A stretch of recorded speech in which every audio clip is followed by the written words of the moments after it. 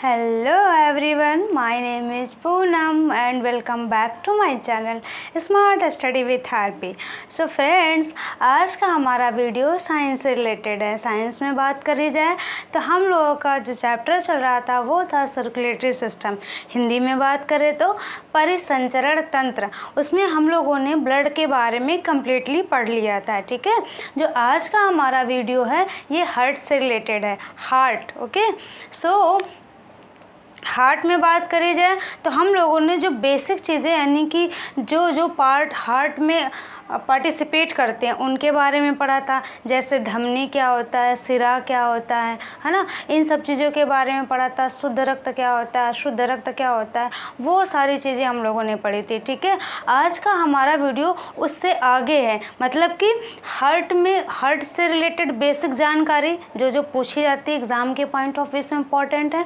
और दूसरी चीज़ और भी चीज़ें जो हार्ट के आंतरिक संरचना को पढ़ने से पहले पता होनी चाहिए हथियार के रूप में। ठीक है, सो उसी से रिलेटेड आज का हमारा वीडियो है। चलिए फ्रेंड्स स्टार्ट करते हैं। देखिए फ्रेंड्स, मैंने यहाँ पे लिखा है हार्ट यानी हार्ट। ओके, सो हार्ट में पहला पॉइंट हमें याद रखना है कि स्टडी ऑफ हार्ट यानी कि हार्ट का अध्ययन क्या कहलाता है। तो हार्ट का अध्ययन कहलाता है कार्डियोलॉजी। कार्डियोलॉजी को हिंदी में क्या बोलते हैं? हृदय विज्ञान। ठीक है, हृदय विज्ञान, हार्ट से रिलेटेड जो विज्ञान है उसको बोलते हैं कार्डियोलॉजी। और ऐसे पूछा जाए क्वेश्चन में कि स्टडी ऑफ हार्ट यानी कि हार्ट का अध्ययन क्या कहलाता है, वो कहलाता है कार्डियोलॉजी। ठीक है, आगे मैंने लिखा है इसकी उत्पत्ति कैसे होती है, यानी इसकी उत्पत्ति कहाँ से हुई। तो इसकी उत्पत्ति हुई मेसोडर्म से। ठीक है, अब मेसोडर्म क्या है, तो मैंने जब सबसे पहले ब्लड के बारे में बताया था यानी रुधिर के बारे में बताया था, वहाँ भी मैंने इस चीज़ को बताया था कि जो ब्लड है ना उसकी उत्पत्ति होती है मेसोडर्म से। ठीक है, वहाँ मैंने सारी चीज़ें अच्छे से बताई थी। यदि आपने हमारा वीडियो ना देखा हो तो ज़रूर देखें, हमने पूरी प्लेलिस्ट बना रखी है, एक लाइन से सारे वीडियो आपको मिलेंगे। वैसे जो मेसोडर्म यहाँ पे लिखा है इसको एक बार हम यहाँ भी क्लियर कर देते हैं। ठीक है, हो सकता हो कोई नया हो जो वीडियो देख रहा हो ना तो प्रॉब्लम क्रिएट होगी यहाँ पे समझने में। सो हम इसको यहाँ पहले बता देते हैं कि ये है क्या। देखिए फ्रेंड्स, आपको ये चीज़ तो पता ही होगी कि पुरुष और महिला, ठीक है, मैं यहाँ ऐसे करके लिख रही हूँ या मेल एंड फीमेल करके भी लिखूँ, मेल एंड फीमेल लिख दूँ ज़्यादा सही रहेगा। देखिए मेल, ये तो आप अच्छे से समझ रहे होंगे, है ना। अब आपको ये चीज़ तो पता होगा ना कि हमारे अंदर गुणसूत्रों की संख्या कितनी होती है। 23 जोड़ी होती है ना, ये चीज़ तो आपको पता ही है। 23 जोड़ी को अगर हम टोटल पूछें तो 46 हुआ ना, यानी हमारे अंदर गुणसूत्रों की संख्या कितनी है? 46 है। ठीक है, तो फीमेल में भी 46 होती है और मेल में भी 46 होती है, ये चीज़ तो आपको पता ही होगा। अब देखिए जो मेल गैमीट होता है, अब मेल गैमीट का मतलब क्या हुआ? जो युग्मक होता है, युग्मक, गैमीट का मतलब होता है युग्मक, है ना। सो मेल युग्मक, ये मेल गैमीट में यहाँ लिख रही हूँ। ठीक है, अब इसको गैमीट को हिंदी में युग्मक बोलते हैं। जो मेल युग्मक होता है उसको बोलते हैं स्पर्म। क्या बोलते हैं? स्पर्म। स्पर्म को हिंदी में बोलते हैं शुक्राणु।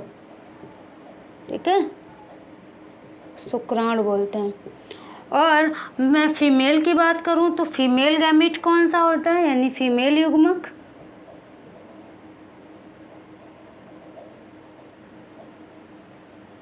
तो वो कौन सा होता है? तो वो है ओवम। हिंदी में बात करें तो उसको बोलते हैं अंडाणु। क्या बोलते हैं? अंडाणु बोलते हैं। सो मैंने बताया फ्रेंड कि मेल और फीमेल, ठीक है, मेल में गुणसूत्रों की संख्या यानी क्रोमोसोम की संख्या कितनी होती है? 46, और फीमेल में 46। यहाँ टोटल की बात कर रहे हैं। ठीक है, मेल से जो भी मेल गैमीट आता है उसका क्या नाम है? स्पर्म। हिंदी में बोले तो शुक्राणु बोलते हैं। और फीमेल से जो फीमेल गैमीट आता है उसको क्या बोलते हैं, यानी कौन सा वहाँ पे युग्मक प्रेजेंट होता है, ये हिंदी में इसको युग्मक बोलते हैं, गैमीट को। ठीक है, जो फीमेल का युग्मक होता है उसको क्या बोलते हैं? ओवम। अब देखिए, जब ये स्पर्म और ओवम मिलते हैं तो क्या होता है? फर्टिलाइजेशन होता है। ठीक है, क्या होता है? फर्टिलाइजेशन।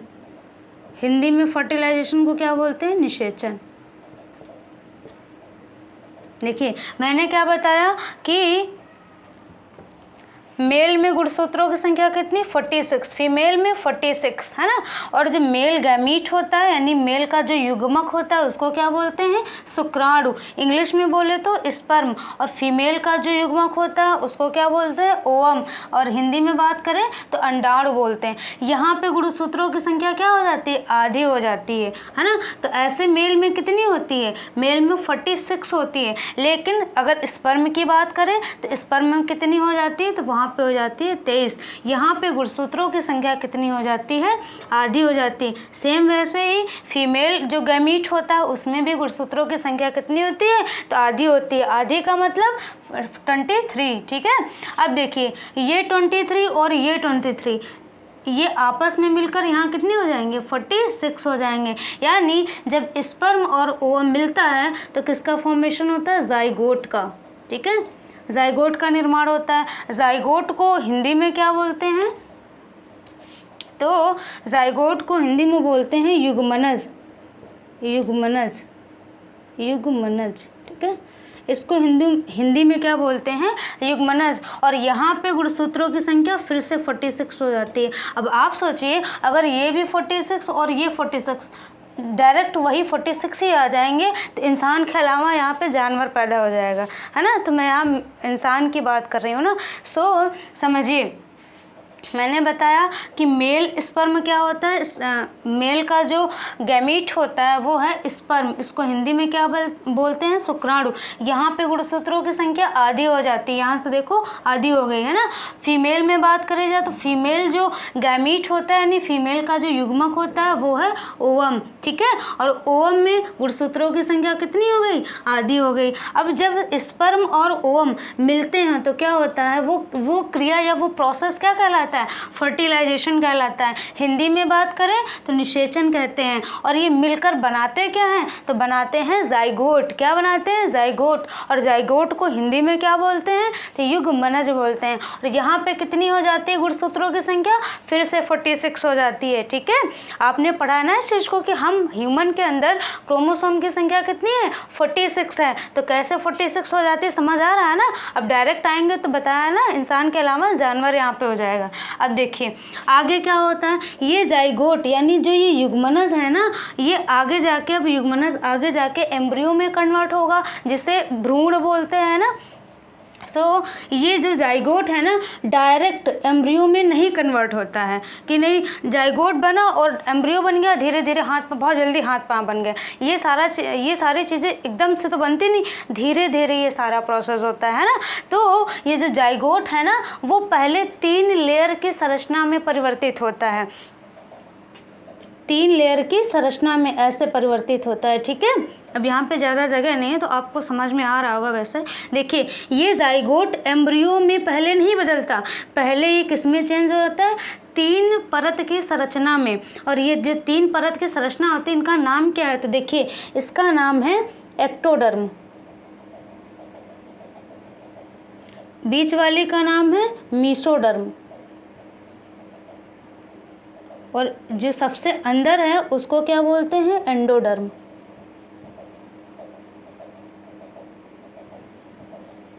पहले जाइगोट 3 लेयर की संरचना का निर्माण करता है, उसके बाद एम्ब्रियो का फॉर्मेशन होता है। इन्हीं लेयर से किसी से ब्रेन का निर्माण होता है, किसी से नर्वस सिस्टम का निर्माण होता है, किसी से ब्लड का फॉर्मेशन होता है। इन्हीं लेयर से होता है। ये जाइगोट पहले 3 लेयर के, ये 3 लेयर स्ट्रक्चर का निर्माण करता है।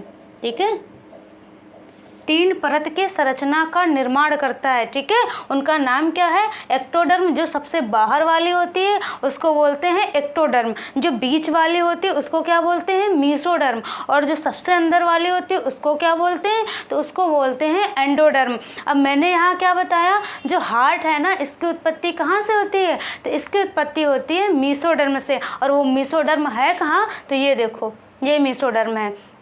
इसी चीज़ को समझाने के लिए ये पूरी स्टोरी मैंने बताई कि कैसे कैसे स्पर्म और ओवम मिलते हैं तो जाइगोट का फॉर्मेशन होता है। यानी कि ओवरऑल कहने का मतलब मेरा ये है कि ये मेसोडर्म है कहाँ से मेसोडर्म आया और कहाँ से उत्पत्ति हो गई हार्ट की, तो उसी को समझाने के लिए मैंने ये सारा चीज़ बताया। आपको समझ में आया होगा कि ये मेसोडर्म जो है यहीं से, यानी जो दूसरी इसकी लेयर होती है, बीच वाली जो लेयर होती है ना, यानी परत, लेयर का मतलब परत, जो बीच वाली परत है उसी से किसका निर्माण होता है, किसकी उत्पत्ति होती है, तो हमारे हार्ट की उत्पत्ति होती है। सो आपको ये मेसोडर्म समझ में आया होगा, ठीक है, मेसोडर्म वाला कॉन्सेप्ट समझ में आया होगा। अब देखिए,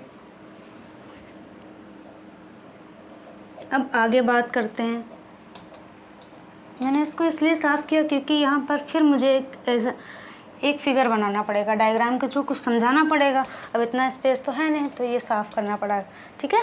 अब आगे देखते हैं। मैंने सबसे पहला पॉइंट क्या बताया कि जो हार्ट का अध्ययन है, यानी हार्ट की जो स्टडी है वो क्या कहलाती है, वो कहलाती है कार्डियोलॉजी। दूसरा पॉइंट क्या याद रखना है हमें कि इसकी उत्पत्ति कहाँ से होती है, तो मेसोडर्म से होती है। और ये मेसोडर्म है कहाँ, मैंने अभी आपको समझाया इस चीज़ को, ठीक है। आगे बात करी जाए इसका शेप कैसा होता है। शेप में कई सारी चीज़ें आती है, लंबाई कितनी होती है, चौड़ाई कितनी होती है, और लंबाई हो गई, चौड़ाई हो गई, और मोटाई कितनी होती है, तो ये सारी चीज़ें देखते हैं। देखिए, जो हार्ट का शेप होता है ना, उसमें ये 12 सेंटीमीटर लंबा होता है, ठीक है। कितना, 12 सेंटीमीटर लंबा। और आगे बात करी जाए 9 सेंटीमीटर चौड़ा होता है। कितना, 12 सेंटीमीटर लंबा होता है, 9 सेंटीमीटर चौड़ा होता है। और मोटाई इसकी कितनी होती है, तो 7 सेंटीमीटर। कितनी, 7 सेंटीमीटर। याद क्या रखना है, 9 12 7। 9 सेंटीमीटर कितना होता है, तो सॉरी 9 सेंटीमीटर चौड़ा होता है, 12 सेंटीमीटर लंबा होता है और 7 सेंटीमीटर मोटा होता है, ठीक है। तो ये हुआ शेप के बारे में। आगे बात करते हैं वेट। ये पूछा जाता है क्वेश्चन कि जो हार्ट है उसका वेट कितना होता है, भार कितना होता है, तो इसका भार होता है 300 ग्राम लगभग, ठीक है, अप्रॉक्स 300 ग्राम, ठीक है। आगे बात करें ये कलर इसका कैसा होता है, तो पिंक कलर होता है। कैसा, पिंक कलर होता है। और ये पाया कहाँ जाता है, मतलब हमारे शरीर में है कहाँ, तो ये दोनों फेफड़ों के बीच में हल्का सा बाईं ओर होता है, ठीक है। इधर हल्का सा बाईं ओर होता है, दोनों फेफड़ों के बीच में। एक इधर फेफड़ा हम लोगों के है, एक इधर है, तो इन दोनों फेफड़ों के बीच में यहाँ हल्का सा बाईं ओर होता है, ठीक है, इस साइड। तो ये है स्थान, ये कहाँ पे प्रेजेंट है। आगे बात करते हैं ह्यूमन का हार्ट कैसा होता है, यानी कि जो मानव का हृदय है वो कैसा होता है, तो वो होता है मायोजेनिक। अब मायोजेनिक का मतलब क्या हुआ, तो मायोजेनिक का मतलब होता है कि जो हार्ट बीट है ना, उस पर जब पेशियाँ नियंत्रण करती हैं, हार्ट बीट पे जब कंट्रोल जो है, कंट्रोलर का काम कौन करता है, तो पेशियाँ करती हैं, तो वो क्या होता है, मायोजेनिक होता है। हमने यहाँ लिखा है मायोजेनिक का मतलब हार्ट बीट पर पेशियों का नियंत्रण, यानी जो हृदय की धड़कन है ना, उस पर किसका नियंत्रण होता है, पेशियों का होता है। तो उस प्रकार का जो हार्ट होता है उसको क्या बोलते हैं, मायोजेनिक बोलते हैं, ठीक है। आपको समझ में आया। अब आपको लग रहा होगा क्या हमारे ब्रेन का यहाँ कोई रोल नहीं होता, होता है, लेकिन डायरेक्टली नहीं होता है। अब ये क्यों बोल रही हूँ मैं, इसलिए क्योंकि जो ब्रेन होता है ना, वो पेशियों को तो कंट्रोल करता ही है। हमारी पेशियों को कौन कंट्रोल करता है, हमारा ब्रेन करता है। सो ये डायरेक्टली तो हमारे हार्ट को कंट्रोल नहीं करता, लेकिन इनडायरेक्टली करता है। अब क्वेश्चन पूछा जाएगा तो वहाँ पे हम ऐसा नहीं कर सकते, वहाँ जो डायरेक्टली कंट्रोल कर रहा है उसका नाम लेंगे। सो वो कौन करता है, तो हमारी पेशियाँ करती हैं, ठीक है, जिसे मसल्स बोलते हैं, इंग्लिश में बात करी जाए। सो जो ह्यूमन हार्ट होता है वो कैसा है, तो मायोजेनिक है। अब हार्ट की बात आ ही गई तो यहाँ पे दो चीज़ें होती हैं, हार्ट मायोजेनिक होता है, दूसरा कौन सा है, न्यूरोजेनिक। कौन सा, न्यूरोजेनिक। अब मायोजेनिक तो आपको समझ में आ गया कि हार्ट बीट पे जब पेशियों को कंट्रोल होता है तो उसे बोलते हैं मायोजेनिक। अब न्यूरोजेनिक क्या है, तो न्यूरोजेनिक का मतलब हुआ कि हार्ट बीट पर जब पेशियों को कंट्रोल ना होकर किसका हो, ब्रेन का यानी हमारे मस्तिष्क का हो, या नर्वस सिस्टम यानी तंत्र का हो, तब वो क्या कहलाएगा, या वो किस प्रकार का हार्ट होगा, तो वो होगा न्यूरोजेनिक। एग्जाम्पल में बहुत पूछा जाता है, वो है काकरोच। काकरोच का जो हार्ट होता है वो कैसा होता है, तो न्यूरोजेनिक होता है। कैसा होता है, न्यूरोजेनिक। और न्यूरोजेनिक का मतलब आपको समझ में आया ना, न्यूरोजेनिक का मतलब क्या हुआ, जब हमारे हार्ट बीट जो हृदय की धड़कन है ना, उस पर किसका कंट्रोल हो, ब्रेन का या फिर हमारे मस्तिष्क का हो या फिर नर्वस सिस्टम का यानी तंत्र का हो। सो ये हुआ हार्ट बीट से रिलेटेड, है ना। आगे बात करते हैं। आगे मैंने लिखा है जो हमारा हार्ट है ना, वो कार्डियक पेशियों यानी कार्डियक मसल से मिलकर बना होता है, जो कि पूरी ज़िंदगी सिकुड़ता और फैलता रहता है, पूरी ज़िंदगी सिकुड़ता और फैलता रहता है। अब जो नीचे लिखा है ना, इसको हम बाद में बताते हैं, ठीक है। सबसे पहले इधर समझ लेते हैं जो हमने लिखा है। देखिए, हमने ये लिखा है कि जो ह्यूमन हार्ट होता है ना, जो मनुष्य का हृदय होता है ना, वो बाहर से एक आवरण से घिरा होता है। उस आवरण का नाम क्या है, तो उस आवरण का नाम है पेरिकार्डियम। और हिंदी में बात करी जाए तो हिंदी में बोलते हैं हृदय आवरण, ठीक है। अब आपको बता दूं, एग्ज़ाम में हृदय आवरण नहीं पूछा जाता, क्योंकि एग्जामिनर भी काफ़ी चालाक है। क्योंकि अब आप सोचिए, हृदय आवरण यानी पूछा जाए कि हृदय के आवरण को क्या कहते हैं क्वेश्चन में, और उसके बाद ऑप्शन में रख दे हृदय आवरण, तो ये तो बहुत ही आसान होगा, किसको नहीं पता होगा। सो यहाँ पे एग्जामिनर हृदय आवरण ना लिख के पेरिकार्डियम ही लिखता है, और वो भी हिंदी में। इंग्लिश का नेम है पेरिकार्डियम और इसको डायरेक्ट हिंदी में ही लिख देता है इस टाइप से, पेरिकार्डियम। सो आपको पता होना चाहिए कि जो हृदय है यानी जो हमारा हार्ट है, वो बाहर से एक सुरक्षा कवच से घिरा होता है, एक लेयर से घिरा होता है, जिसका नाम है पेरिकार्डियम। अब यहाँ पे ये चीज़ नहीं है कि हृदय की कितनी परतें होती हैं, हम ये नहीं बता रहे हैं, ठीक है। हम ये बता रहे हैं कि ह्यूमन हार्ट जो है बाहर से एक आवरण से घिरा होता है, जिसका नाम है पेरिकार्डियम। और अगर हृदय की लेयर की बात करी जाए कितनी परतें होती हैं, तो वो 3 परतें होती हैं। वो हम आगे जब उसकी आंतरिक संरचना के बारे में बात करेंगे तो वहाँ बताएंगे। यहाँ सिर्फ आप इतना जान लीजिए कि हृदय जो है वो बाहर से एक आवरण से घिरा होता है, जिसका नाम होता है पेरिकार्डियम। और पेरिकार्डियम 2 लेयर से मिलकर बना होता है। कौन कौन सी होती है वो लेयर, वो है, पहली है पेराइटल पेरिकार्डियम और दूसरी होती है विसरल पेरिकार्डियम। कौन कौन से, पेराइटल पेरिकार्डियम और विसरल पेरिकार्डियम। पेराइटल पेरिकार्डियम और जो विसरल पेरिकार्डियम है, उसके बीच में एक फ्लूइड भरा होता है। उस फ्लूइड को क्या कहते हैं, तो उस फ्लूइड को बोलते हैं पेरिकार्डियम फ्लूइड। और ये फ्लूइड करता क्या है, तो ये फ्लूइड हमारा जो हार्ट होता है ना, हार्ट, उसको सुरक्षा और नमी प्रदान करता है। क्या करता है, सुरक्षा और नमी प्रदान करता है। ये जो मैंने अभी बोला, इसको एक बार डायग्रामेटिक वे में समझ लेते हैं, ठीक है फ्रेंड्स। आइए, मैंने बताया कि ये मान लीजिए हमारा, अब यहाँ पे ये मान लीजिए हमारा क्या है, हार्ट है, ठीक है। ये क्या है, हार्ट। और हार्ट मैंने बताया, हार्ट बाहर से एक आवरण से घिरा होता है। तो अब वो आवरण 2 लेयर की स्ट्रक्चर यानी 2 लेयर की संरचना होती है, ठीक है। जो आवरण होता है वो 2 परतों से मिलकर बना होता है। तो यहाँ पे मैं 2 परतें बना रही हूँ, ठीक है। एक परत हो गई और ये दूसरी परत हो गई, ठीक है। अब देखिए, जो पेराइटल पेरिकार्डियम मतलब 2 लेयर होती है ना, तो 2 लेयर में पहली लेयर कौन सी होती है, तो पहली लेयर होती है पेराइटल पेरिकार्डियम। पहली क्या है, पेराइटल पेरिकार्डियम। मैं पूरा नहीं लिख रही हूँ, समझ में आ गया होगा आपको। देखिए, ये कौन सी लेयर होती है, बाहर की लेयर होती है, आउटर लेयर।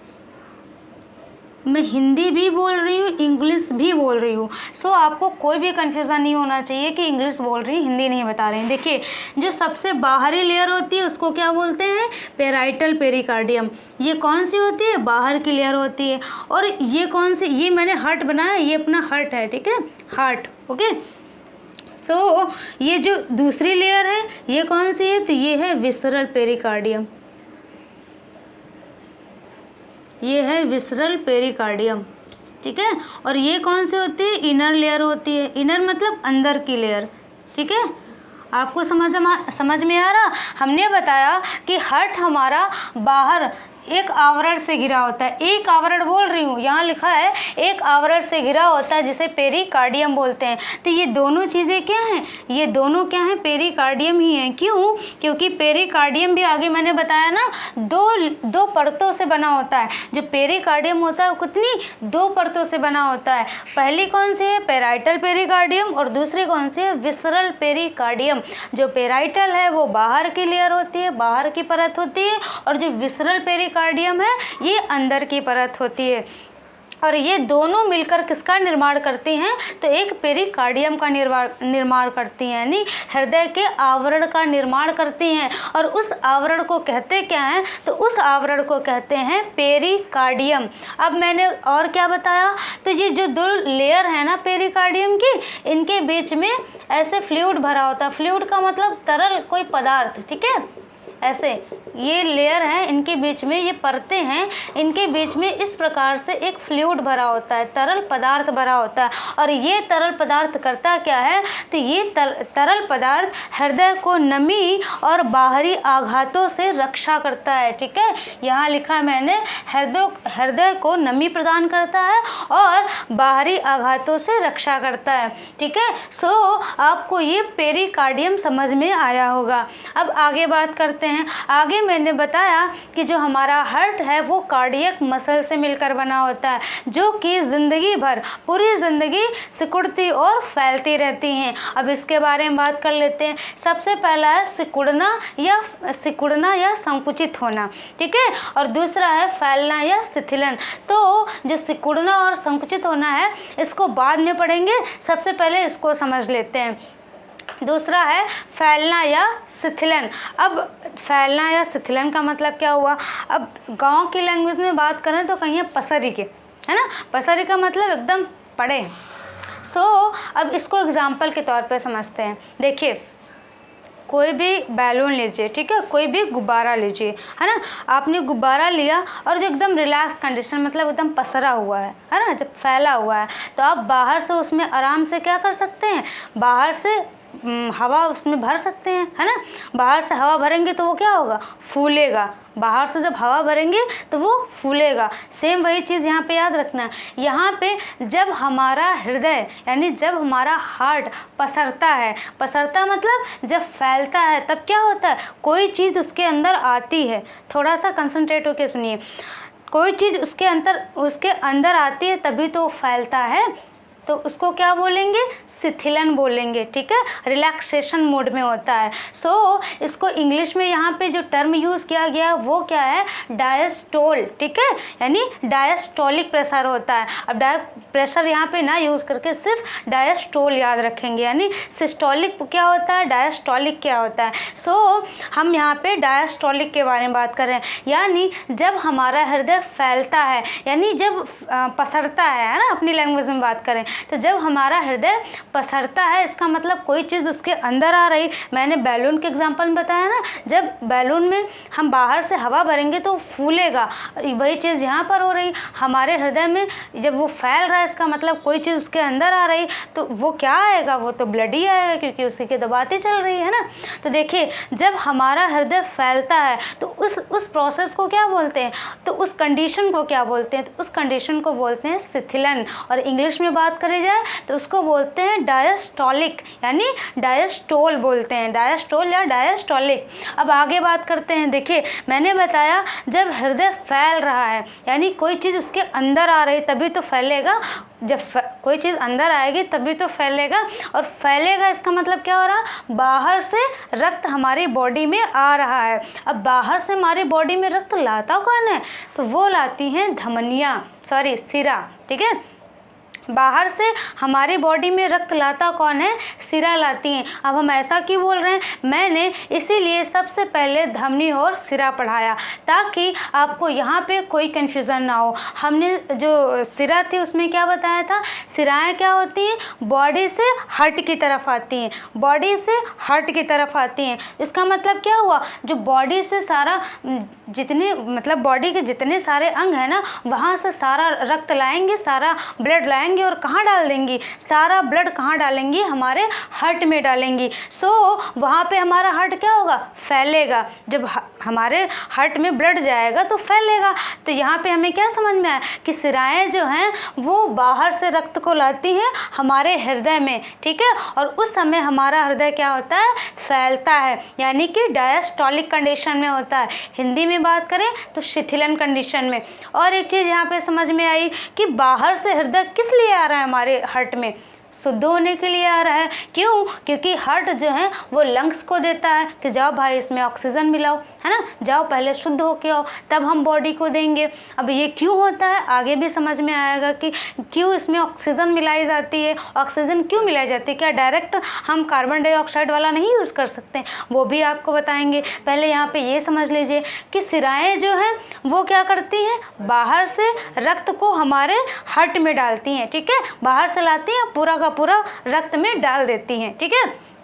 अब ये क्यों लाती हैं, क्योंकि वो अशुद्ध होता है। तो आपको इससे ये समझ में आया कि जो सिराएं हैं उसमें कैसा रक्त बहता है, अशुद्ध रक्त बहता है। अशुद्ध रक्त को क्या बोलते हैं, डीऑक्सीजनेटेड ब्लड, मतलब कि उसमें कैसा ब्लड है, तो उसमें ब्लड होता है कार्बन डाइऑक्साइड वाला, यानी कार्बन डाइऑक्साइड उसमें प्रेजेंट होता है। अब देखिए, अब ये मैंने अलग अलग पार्ट में करके बताया, अब हम पूरा बताते। देखिए, जब हमारा हार्ट फैलता है तो क्या होता है, बाहर से सिराएं क्या लाती हैं, ब्लड को, और हमारे हार्ट में डालती हैं, ठीक है, हमारे हार्ट में डालती हैं बाहर से जो भी ब्लड लाई हैं सिराएं, और वो कैसा रक्त लाते हैं, अशुद्ध रक्त लाते हैं। कहने का मतलब उसमें क्या है, उसमें है कार्बन डाइऑक्साइड प्रेजेंट, ठीक है। और वो हार्ट क्या करता है, जब उस हार्ट में आ जाता है वो ब्लड, तो वो दे देता है किसको, लंग्स चाचा को, है ना, यानी फेफड़े को दे देता है। फेफड़ा क्या करता है, उसमें ऑक्सीजन मिलाता है, फिर वो ऑक्सीजन वाला ब्लड फिर से हमारे हार्ट में आता है।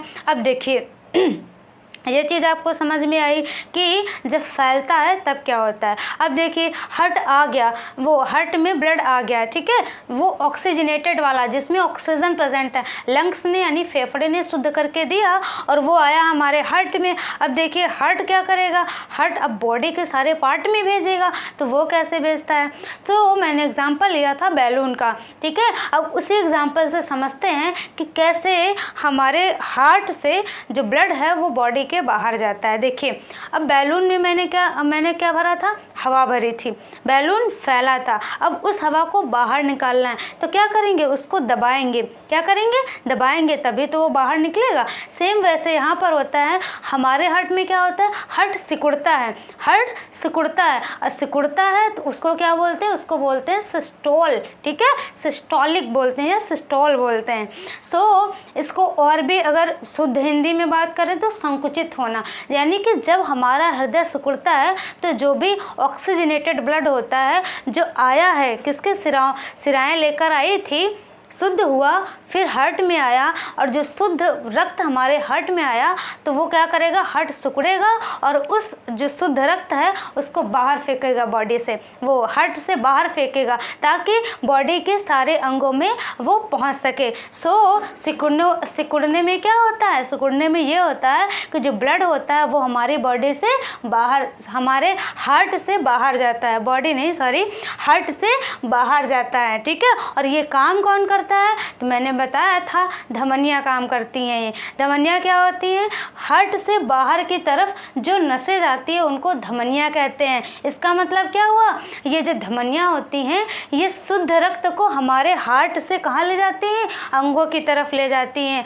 सो आपको ये समझ में आया कि जब सिस्टोलिक कंडीशन होती है, यानी जब हमारा हार्ट सिकुड़ता है तो ब्लड क्या होता है, बाहर जाता है, किसके थ्रू, धमनियों के थ्रू, और उसके बाद हार्ट से बाहर जाता तो जाता कहाँ है, हमारे बॉडी के विभिन्न अंगों में जाता है और वहाँ पे ऑक्सीजन बांटता है और उसके बाद फिर से वापस आता है सिराओं के थ्रू, फिर शुद्ध होता है, फिर हार्ट के थ्रू बाहर जाता है। तो यही प्रोसेस कंटिन्यू चलता रहता है। सो यहाँ पे मैंने वही सारी चीज़ें लिखी हैं कि जब हमारा हार्ट सिकुड़ता है तो ब्लड क्या होता है, हृदय से अंगों की तरफ जाता है, और ये काम कौन करता है, तो ये धमनियाँ करती हैं। और इस प्रकार हमें ये समझ में आया कि धमनियों में कैसा ब्लड बहता है, तो शुद्ध रक्त बहता है। शुद्ध का मतलब ऑक्सीजन प्रेजेंट होगी, और इसको मैं अगर साइंस के लैंग्वेज में बात करूँ तो बोला जाता है ऑक्सीजनेटेड ब्लड, यानी ऑक्सीकृत रुधिर, ठीक है, हिंदी में बोलते हैं।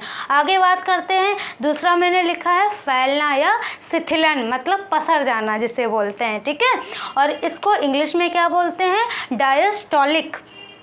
अब देखिए जो डायस्टोलिक कंडीशन होती है उसमें क्या होता है, तो उसमें हमारा हृदय फैलता है, और फैलता है तो सिराओं के थ्रू ब्लड हमारे हार्ट में आता है। और क्यों आता है, शुद्ध होने के लिए। तो इससे ये समझ में आया कि सिराओं में कैसा रक्त बहता है, अशुद्ध रक्त बहता है, ठीक है। अशुद्ध का मतलब उसमें कार्बन डाइऑक्साइड प्रेजेंट होगी, और कार्बन डाइऑक्साइड प्रेजेंट होगी तो उसको बायोलॉजी के टर्म में क्या बोलते हैं, साइंस के टर्म में, तो वो बोला जाता है डीऑक्सीजनेटेड ब्लड, यानी कि जिसमें कार्बन डाइऑक्साइड प्रेजेंट हो, ठीक है।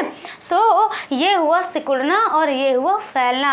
अब आपको ये सारी चीज़ें समझ में आ गई होंगी, एक बार पूरा रिकॉल कर लेते हैं। देखिए फ्रेंड्स, मैंने बताया कि जो स्टडी ऑफ हार्ट है, यानी कि हार्ट का अध्ययन क्या कहलाता है, तो कार्डियोलॉजी कहलाता है, हृदय विज्ञान कहलाता है।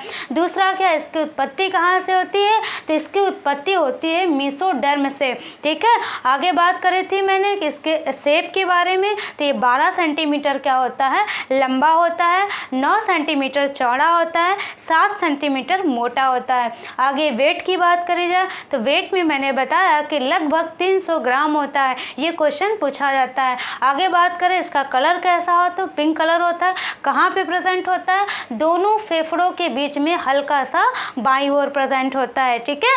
आगे बात करें हमारा जो हार्ट है, यानी हमारा जो ह्यूमन हार्ट होता है वो कैसा होता है, तो मायोजेनिक होता है। मायोजेनिक का मतलब हार्ट बीट पे पेशियों का नियंत्रण होना है, यानी कि जब हमारे हृदय की धड़कन पर पेशियों यानी मसल्स का कंट्रोलर सिस्टम यानी मसल कंट्रोल करती हैं उसको, तो वो क्या कहलाएगा, मायोजेनिक कहलाएगा।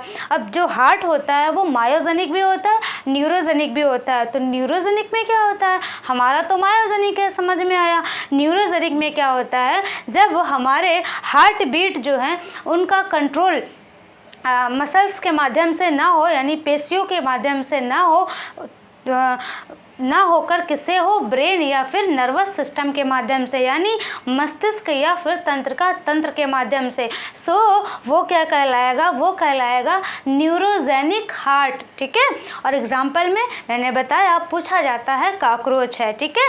आगे बात करते हैं, जो हार्ट होता है वो ना कार्डियक मसल से मिलकर बना होता है, यहाँ पे इसीलिए इसको कार्डियोलॉजी बोला जाता है। कार्डियक मसल से ये मिलकर बना होता है, जो कि ज़िंदगी भर क्या होता रहता है, सिकुड़ता और फैलता रहता है। जब सिकुड़ता है जब सिकुड़ता है हमारा हार्ट, तब क्या होता है, ब्लड हमारे हार्ट से अंगों की तरफ जाता है, और ये ले कौन जाता है, तो धमनियाँ ले जाती हैं। इसका